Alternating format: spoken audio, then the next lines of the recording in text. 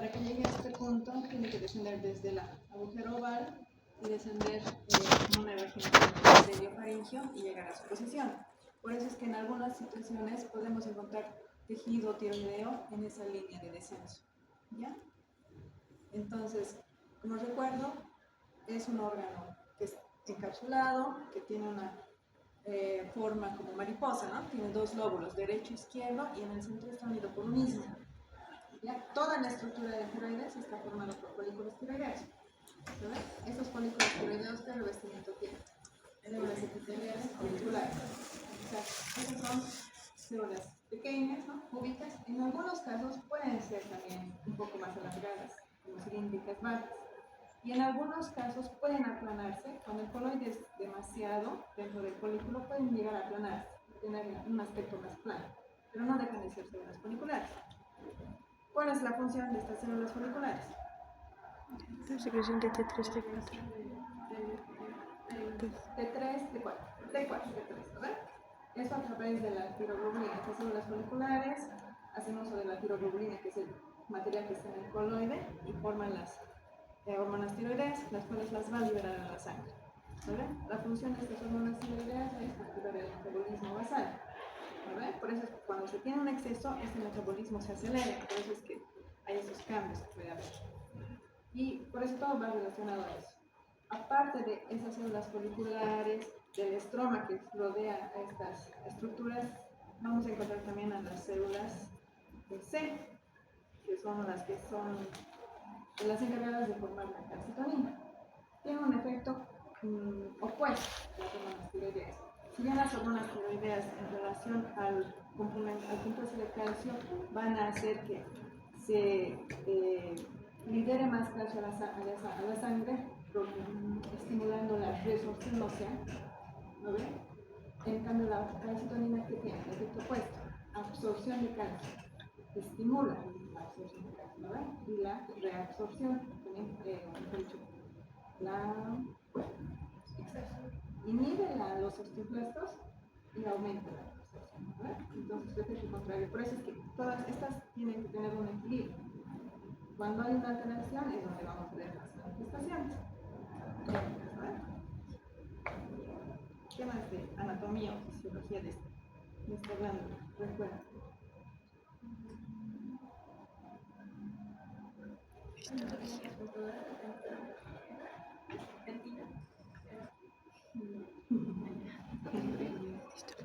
Obviamente tiene hormonas, tiene células receptoras. Otra que influye sobre las células tiroideas sobre su función es la TSH, el cual se forma en el hipotálamo anterior, ¿no? Cuando hay descenso de estas hormonas tiroideas, hay que estimular la TSH, por eso es que es como un ciclo, ¿no? Baja algo, tiene que provocar aumento de la que estimula su producción. Por eso, Ahora, cuando hay deficiencia de producción de algún órgano en sus células normales, para incrementar su producción, ¿qué tiene que hacer? Crecer, ya sea por hiperplasia o hipertrofia del órgano. Por eso es que la tiroides está muy vinculada a crecimiento. Cuando hay un déficit de las hormonas tiroideas, esta empieza a crecer este órgano porque intenta contrarrestar esta deficiencia, aumentando las células foliculares tiroideas o también en su tamaño. ¿No? Por eso es que tenemos diferentes patologías entre benignas y malignas. ¿Ya? Las benignas, que es lo que vamos a revisar ahora, es por el crecimiento de la glándula tiroides, lo que se conoce como bocio. ¿Vale? Este bocio puede ser como una masa única donde todo el lóbulo se altera, o puede formar incluso pequeños nódulos, que es lo que vamos a ver más adelante. No te espero. Volvamos a entrar. Tiroidea y cuáles serán sus funciones. Aquí está la imagen microscópica.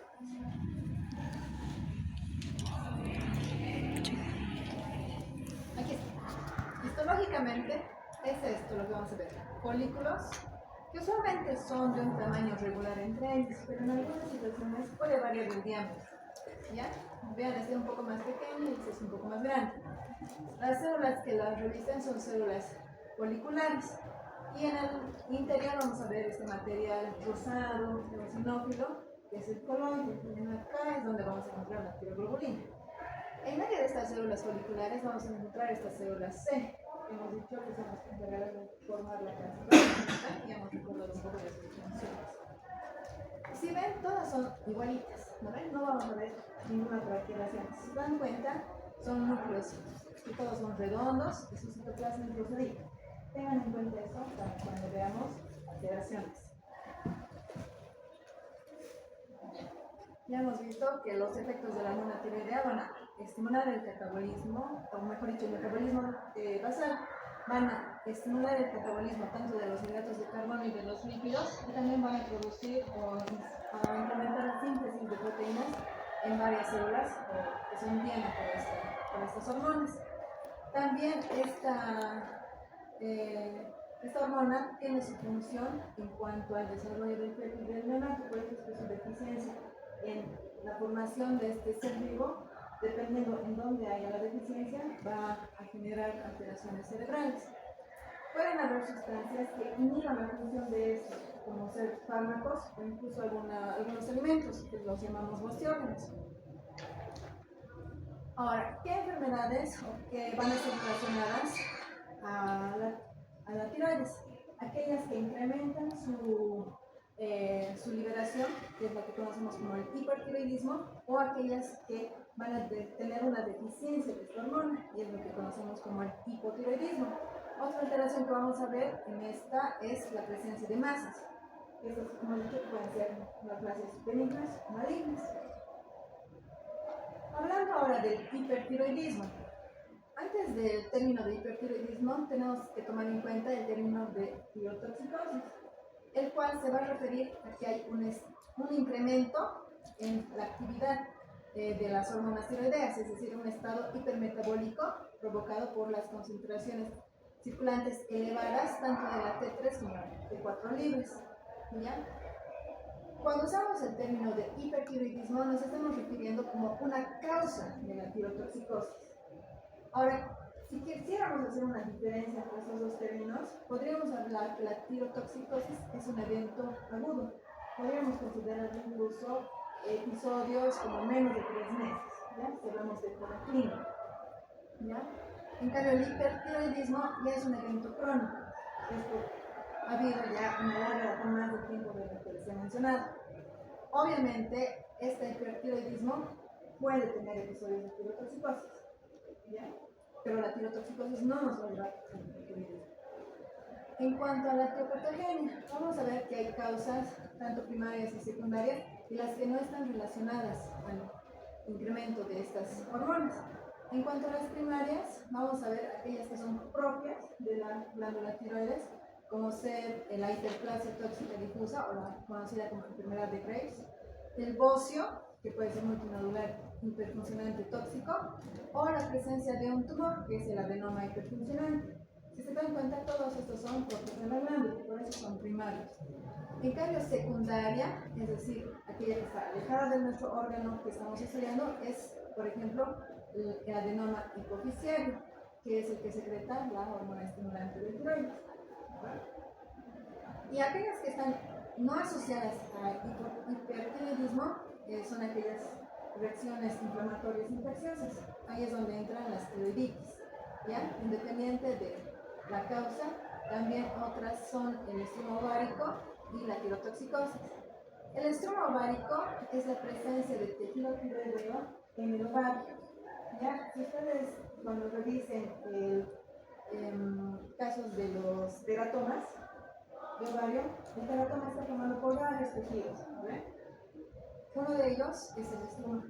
Cuando vemos tejido tiroideo más del 10% en el ovario, este puede ser funcionante, y es por eso que si funciona, si libera esas hormonas, puede liberarlas a la sangre y provocarnos entonces un hipertiroidismo. Es lo que justifica el estroma ovario. Ahora, clínicamente, si estamos hablando que se ha incrementado la función de esta hormona, ¿qué tenemos? Exageración de sus respuestas normales.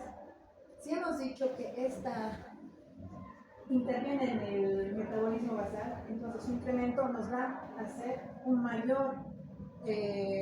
una mayor actividad de este estado metabólico. Por tanto, vamos a tener a nivel cardíaco incremento de los efectos adrenérgicos.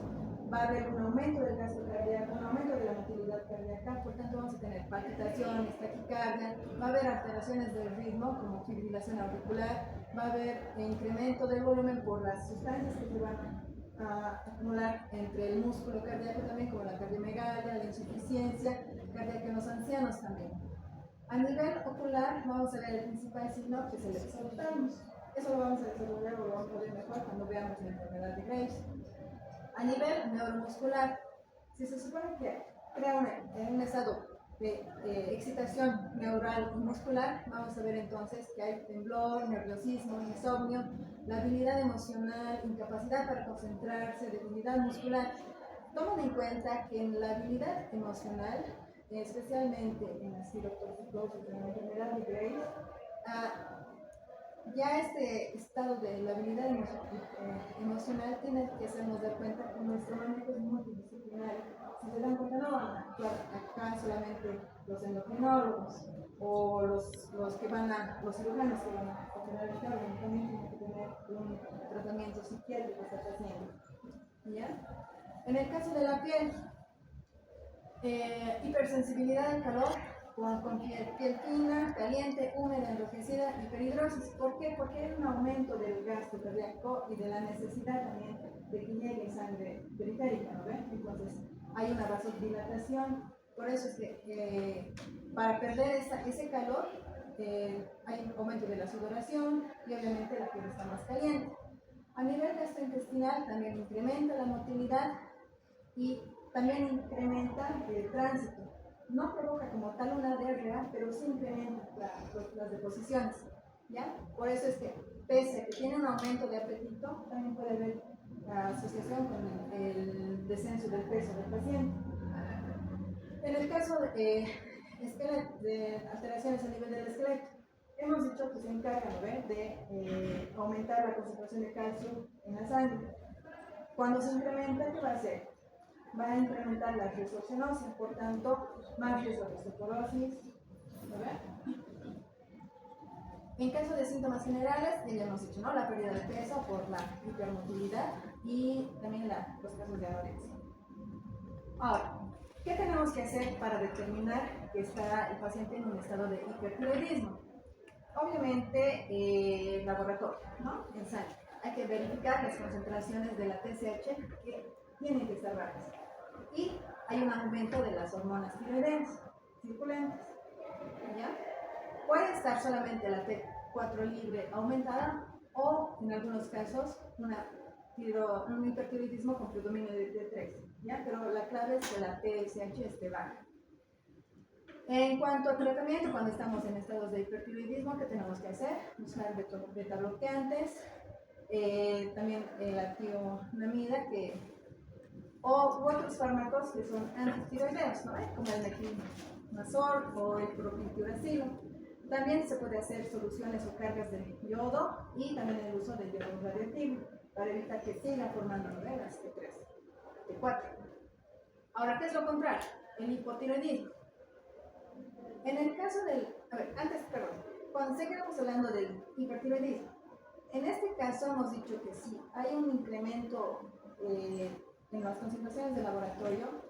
En el caso de que estemos verificando, por ejemplo, no solo estudios de laboratorio, también tendremos que hacer uso de estudios de ecografía para valorar cómo están nuestras tiroides, ¿no ven? Que en algunos casos puede estar normal o en algunos casos puede estar incrementado. Y ahí es donde tenemos que valorar si el incremento es uniforme de todas mis glándulas de forma difusa o puedo ver o reconocer formaciones nodulares. ¿Ya? ¿Eso para qué? Para saber si mi tiroides puede ser sospechosamente una lesión maligna o puede estar asociado a un tumor, como hemos dicho que puede tener masas, ¿no?, que presenta. Ahora, en el caso del hipotiroidismo, eso es lo contrario. En este caso vamos a ver que hay una producción disminuida porque hay un trastorno estructural y funcional que va a interferir en la producción de las hormonas tiroideas. Igualmente vamos a encontrar causas primarias y causas secundarias. En cuanto a las primarias, la principal, bueno, no la principal, pero sí aquí tenemos que tener en cuenta las causas posablativas, como ser aquellas cirugías o el uso de yodo radioactivo o radiación externa cuando se está tratando otra patología a nivel de cabeza-cuello, ¿ya? O en el caso de que se haya descubierto un tumor de tiroides que era de afectación solo de un lóbulo o de todo el lóbulo, obviamente ahí se hace la resección, ¿no? De tiroides completo o solo una lobectomía. Entonces, cuando no tenemos este órgano, obviamente va a venir el hipotiroidismo. También tenemos como causa primaria las enfermedades autoinmunes. Dentro de esta, el principal representante es la tiroiditis de Hashimoto. También tenemos la presencia de tumores y fibrosis que van a alterar la estructura normal de mi tiroides y por tanto afectar su estructura y su función de producción de hormonas. En el caso de las alteraciones de la síntesis de la hormona tiroidea, vamos a mencionar que hay tanto efectos hereditarios de la biosíntesis, de hipotiroidismo primario idiopático, déficit de yodo o fármacos. Aquí podríamos mencionar lo que son la parte congénita también. Y en el caso de secundarias, vamos a ver aquellas, obviamente, que están fuera de nuestro órgano, es decir, las lesiones hipoficiales, en el cual van a reducir la producción de la TSH y otras lesiones en el hipotálamo que también van a reducir nuestra TRH, ¿no ven? Cuando tenemos el hipotiroidismo, vamos a ver dos manifestaciones, dependiendo en qué edad estamos viendo a nuestro individuo. El cretinismo es la forma de hipotiroidismo que se va a desarrollar en etapas de lactancia y de la primera infancia. Y si se dan cuenta, lo que va a provocar es que haya alteraciones morfológicas, principalmente en la cara. Vamos a ver que es una carita tosca, va a haber un enlentecimiento de su desarrollo psicomotor, va a haber retraso mental, características también de enanismo. Y si se dan cuenta, la lengüita, ¿no? Es una protrusión de la lengua, además de asociación con el vía umbilical.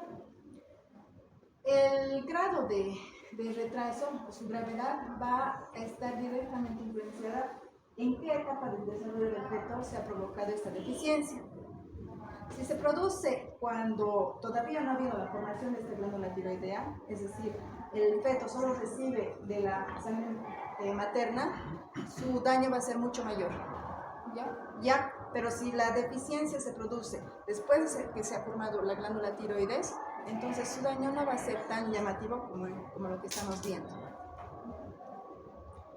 En cambio, cuando se produce ya en una edad más adulta o incluso también niños mayores, vamos a ver igual otras manifestaciones. En este caso se le llama el mixedema. ¿Qué vamos a ver? Una afasia. ¿Ven? Es como una cara no expresiva. ¿Ya? Vamos a ver también que la persona va a tener un incremento de peso, sus funciones psicomotoras van a estar ralentizadas, es decir, va a tener como que menos, como si fuera un lento desarrollo de su pensamiento, de su motricidad, va a tener también deficiencia en el lenguaje, va a tener trastornos de memoria, obviamente a nivel de la piel, va a tener alteraciones también como palidez, sequedad de la piel, en el caso de las mujeres va a tener alteraciones del ciclo folicular, va a haber intolerancia al frío, cansancio, fatigabilidad, apatía que ya hemos visto, ¿no ves? Esta carita afásica, también estreñimiento, derrames pericárdicos y posteriormente vamos a ver también que a nivel del corazón se va a ver aumentado de volumen y puede incluso estar relacionada a una insuficiencia cardíaca. ¿Por qué va a haber estas alteraciones? Tanto a nivel de la piel, una macroglosia o también los cambios que vamos a encontrar a nivel ocular, porque en el tejido intersticial va a haber un incremento de la presencia de mucopolisacáridos, por ejemplo, a nivel de la piel, del tejido subcutáneo y también en las vísceras, o también de glucosaminoglucanos también puede haber incremento. ¿Esto qué va a hacer? Que estas estructuras van a engrosarse, van a dar la apariencia de que están más hinchadas, más abombadas y nos van a dar estas características. ¿ya? Incremento del grosor de nuestra piel, de la lengua. Ahora, la otra parte, hemos dicho la tiroiditis. Ya el término itis, en cualquier aflicción o patología que vean, tiene que ser recuerdo de inflamación. A ver, entonces, ¿qué es la tiroiditis? Es la inflamación de la glándula tiroides. Este va a estar agrupado en un grupo de trastornos. Dentro de estas vamos a mencionar las tiroiditis autoinmunes, como principal habíamos dicho la tiroiditis de Hashimoto. Le sigue luego dentro de las inmunes la tiroiditis linfocítica subaguda indolora. En cuanto a las dolorosas, tenemos la tiroiditis granulomatosa subaguda de Kerbein. En cuanto a las tiroiditis infecciosas, vamos a tener aquellas que están tanto relacionadas con infecciones por hongos, por bacterias y principalmente por virus. ¿Ya? Y posteriormente tenemos la tiroiditis fibrosa de Riedel y la por palpación. Hablando de la tiroiditis de Hashimoto, esta hemos dicho que es una de las principales, que es de tipo autoinmunitario.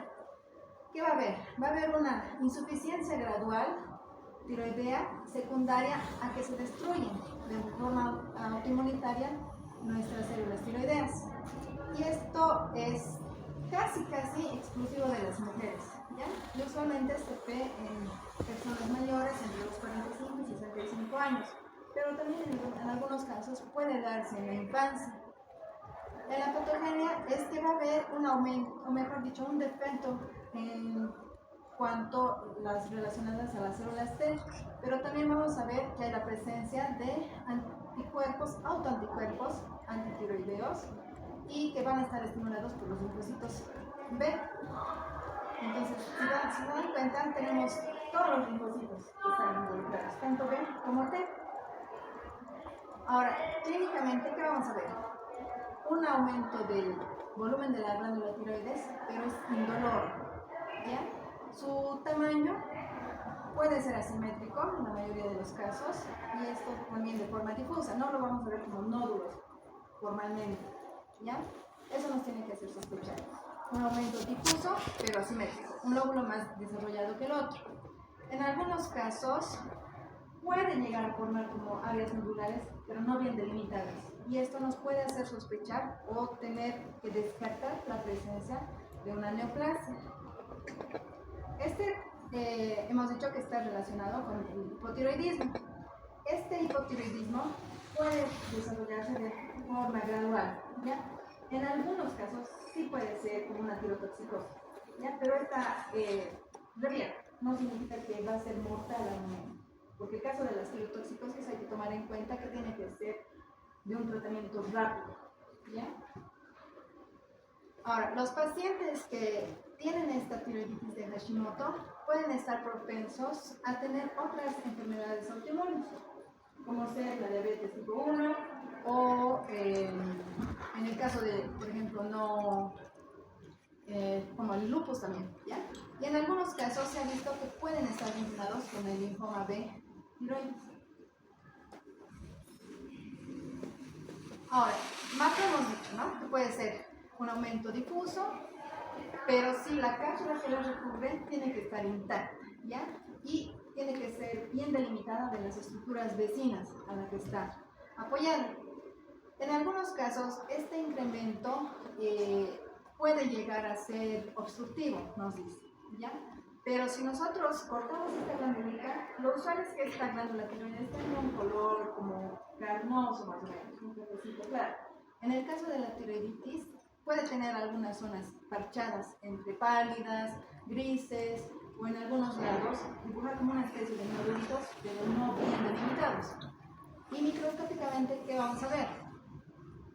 La presencia de la inflamación, que si se dan cuenta, bueno, hemos dicho, ¿no ve? Que es por linfocitos, que estos linfocitos van a estar ordenados u organizados, que se van a destacar formando los folículos secundarios bien delimitados, como una hiperplasia linfoide. Cuando ustedes han visto la parte del linfoide, han visto que hay formación, ¿no ve? De folículos linfoides de diferentes diámetros de las linfadenitis. Lo mismo aquí, hiperplasia de los folículos linfoides secundarios. ¿Sí ven? Estas zonas claras vienen a ser los centros germinales. En medio de estas zonas de inflamación vamos a encontrar algunos remanentes de folículos tiroideos, los cuales van a tener ciertos cambios. Ya no van a ser estas celulitas periféricas que se encuentran chiquitas, cúbicas. En este caso, los que están al medio de esta inflamación pueden llegar a transformarse en las células de Hurti, que son igual células foliculares, pero cuyo citoplasma es un poco más abundante y más rosado. ¿Ya? Eso es lo que tenemos que encontrar. En algunos casos también vamos a encontrar la presencia de fibrosis. Ahora, en cuanto a la tiroiditis granulomatosa subaguda o de Lecter-Weill, esta es una tiroiditis que generalmente también afecta a mujeres de mediana edad, pero que tengan antecedentes de infección viral previa. Este antecedente obviamente tiene que ser de la vía respiratoria, la infección viral, el cual va a estar relacionada con la aparición de antígenos del virus que van a estimular los linfocitos citotóxicos, los cuales van a ir a lesionar nuestras células foliculares de la glándula tiroides. ¿Qué vamos a encontrar clínicamente? Que esta tiroiditis sí es de instauración aguda, porque obviamente está provocada por una infección. Esta sí es dolorosa. ¿Qué vamos a tener? Dolor a nivel del cuello, ¿no? A nivel cervical, el cual se va a irradiar a la parte alta, puede llegar dolor afectando a la mandíbula, al oído e incluso al momento de la deglución. En el caso de esta tiroiditis va a haber obviamente también aumento de volumen de la glándula tiroidea y está relacionada con el estado general del paciente. Va a haber fatiga, va a haber fiebre y que tras su resolución del proceso inflamatorio, esta sintomatología va a desaparecer entre 2 a 6 semanas después de haber curado. Microscópicamente, ¿qué vamos a tener? Bueno, la macroscopía, hemos dicho aumento de tamaño. Igual, puede ser unilateral o bilateral, pero aquí la consistencia va a ser un poco más dura. Obviamente tiene que mantener su cápsula intacta y puede llegar a formar adherencias con las estructuras vecinas. Al corte vamos a ver como si estuviéramos viendo áreas blanquecinas alternándose con áreas blancas, amarillentas, y podríamos incluso distinguir estas zonas que están afectadas de nuestro tejido normal. ¿Ya? Podríamos llegar a diferenciarlos. Microscópicamente vamos a tener dos tipos de hallazgos. Si lo vemos en un estado inicial, vamos a ver que estas células inflamatorias van a ser principalmente de tipo polimorfonuclear. Vamos a encontrar mayor cantidad de polimorfonucleares, de neutrófilos, ya que incluso van a llegar a formar abscesos.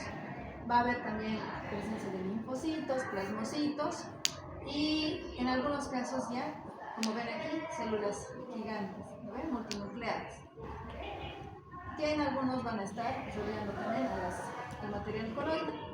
Ya en etapas avanzadas, este proceso inflamatorio se sustituye por tejido fibrótico. ¿Ya? Ahora, la otra tiroiditis, la tiroiditis linfocítica subaguda. Esta es una tiroiditis que no presenta sintomatología, es silente, indolora y en algunos casos, de forma rara, puede provocar hipertiroidismo.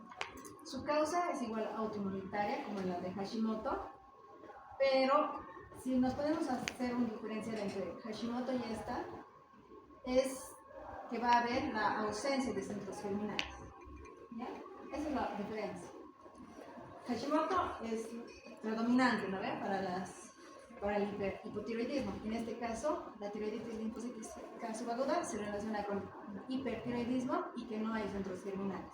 Por lo demás, igual vamos a encontrar células inflamatorias, principalmente linfocitos, como su nombre lo indica, linfocítica, y pueden llegar a romper los folículos tiroideos y colapsarlos, y esta rotura de estos folículos va a hacer que se liberen nuestras hormonas tiroideas, por eso está vinculado con el hipertiroidismo, ¿ya? Para que lo diferencien con el de Hashimoto. Ahora vamos de nuevo a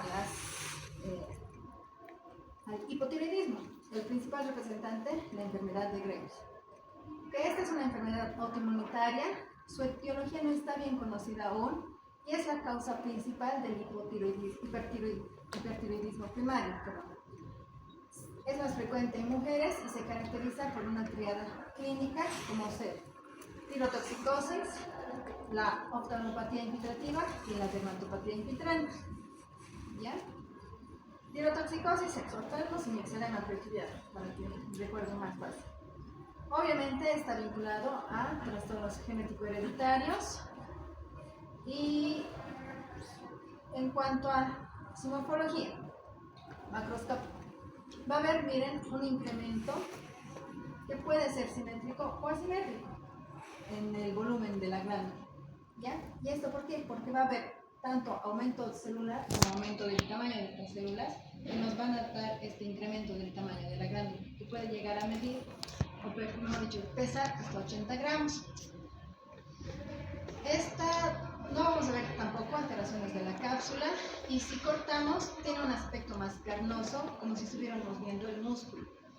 Microscópicamente, ¿qué vamos a ver? Vamos a ver igual nuestros folículos, obviamente que en algunos casos están aumentados de volumen, pero si se dan cuenta, en el centro este coloide tiene estos pequeños espacios en la periferia. Estas son las fenestraciones, ¿ya? Y en algunos casos esta hiperplasia, este crecimiento, aumento de células, nos va a dar este aspecto de formaciones de papilas, de pseudopapilas hacia esta luz donde debería estar mi coloide. Pero no va a haber formación de esos ejes fibrovasculares, solo hay esas proyecciones papilares de mi epitelio hacia la luz del folículo. ¿Ya? Eso para diferenciarlo de un carcinoma papilar, por ejemplo. ¿Ya? Y en el estroma, ¿qué vamos a encontrar? Inflamación, células inflamatorias. Y en algunos casos vamos a encontrar que mis células foliculares pueden ser de una forma más alargada, no solo cuboides, sino también como cilíndricas o cuboides altas. También puede estar vinculada con la presencia en algunos casos, de infiltrado inflamatorio que nos va a llegar a formar folículos linfoides secundarios. Ahora, el término de Gauss habíamos dicho al inicio de la clase que es el aumento del tamaño, ¿no ven? Y esto como reflejo de alteraciones en la síntesis de hormonas tiroideas, debido a que hay un déficit del yodo en la dieta y causando una elevación compensadora de los niveles séricos de la TSH, la cual produce hipertrofia e hiperplasia de las células de los folículos tiroideos, y por ende mi glándula va a aumentar de tamaño. Vamos a ver dos tipos: el bocio difuso tóxico, que es simple, y el bocio multinodular. En el caso del bocio difuso tóxico o simple, este aumento de volumen no me va a llegar a formar nódulos, ya es un aumento simétrico de mi glándula. Y este puede ser dado por dos tipos, de tipo endémico o esporádico. El endémico ya ha disminuido en cuanto a su prevalencia. ¿Por qué? Porque ya no hay tantos lugares donde hay deficiencia de yodo. En cambio, el esporádico es el más frecuente, y aquí vamos a ver que tiene predominio en las mujeres.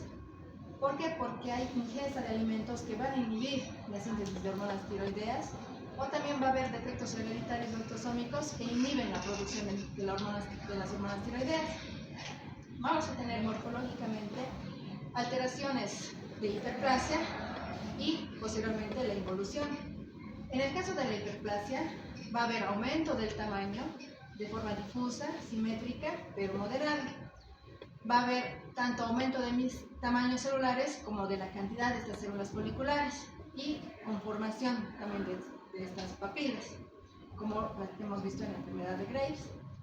La acumulación no es uniforme en toda la glándula, y algunos folículos muestran enormes dilataciones, como si fueran quistes, mientras que otros van a ser folículos pequeños. Cuando pasa esta etapa hiperplásica y cuando se corrige, por ejemplo, la deficiencia de yodo, va a venir el estadio de involución coloide, en donde mi glándula va a seguir siendo de un mayor volumen, pero de una coloración un poco más clara. ¿Por qué? Porque va a haber la acumulación de este coloide que se estaba formando en la etapa inicial. Por eso es que va a tener una coloración más translúcida o brillante, pero mi epitelio folicular va a pasar de lo que era cúbico a estar aplanada, y esto por la presencia del abundante coloide, que hemos dicho que aplana estas celulitas foliculares.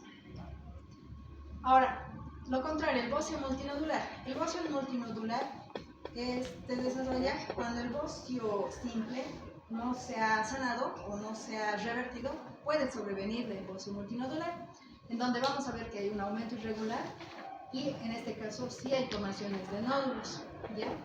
Por episodios recidivantes de hiperplasia e involución del bocio simple. Frecuentemente puede confundirse con un carcinoma. ¿Por qué? Porque va a formar estos nodulitos, ¿ya? Y eso lo voy a ver obviamente con la ecografía. Clínicamente puedo tener una función tiroidea normal, en algunos casos puede estar hipotiroideo o en algunos casos hipertiroideo, ¿ya? Si ven aquí, miren el aumento del volumen. Y si veo ya la pieza resecada, puedo llegar incluso a reconocer estas formaciones nodulares. Si se dan cuenta, hay coloraciones que algunos son más rojizos, violáceos y otras incluso pueden llegar a tener calcificaciones. ¿Por qué? Porque estos foliculitos, al estar incrementando de volumen, se van a romper.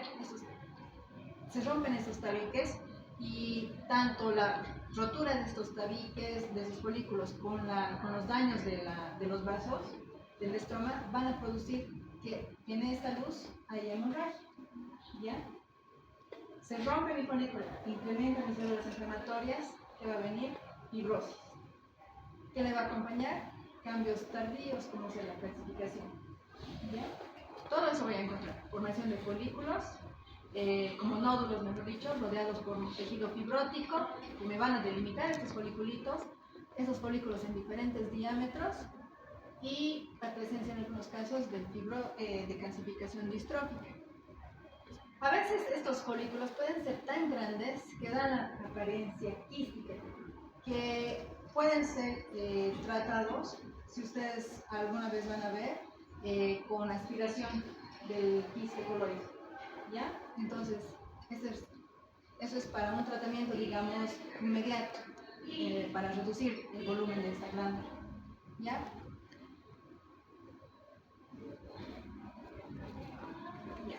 Ahora, tratamiento para estos puede ser, como les he dicho, si el quiste es evacuado, tranquilamente el paciente permanece con su glándula hasta que vuelva a llenar su quiste. O puede ser ya la resección quirúrgica, ¿ya? No es tan elemental que sea cirugía radical. ¿Por qué? Porque estos no están vinculados a que en un futuro se transformen a algo maligno, ¿ya? Simplemente es el efecto de masa que nos va a crear la obstrucción de nuestra tráquea, o incluso va a empujar nuestro esófago, ¿no ven? Es por eso que, dependiendo del tamaño de nuestra lesión, de nuestro bocio, recién se decide el tratamiento. Bueno, hasta ahí, chicos, la parte de inflamatorio. Ya en la siguiente clase que veamos la otra parte de tiroides, vamos a hablar de las neoplasias. ¿Ya? ¿Alguna pregunta hasta ahí? ¿Comentario? ¿Nada? ¿Queda claro o hay alguna duda? No, pero ¿cómo no se podía presentar en hipotiroidismo también? Pues, ¿el bocio simple? Puede ser dependiendo de la causa. Te dice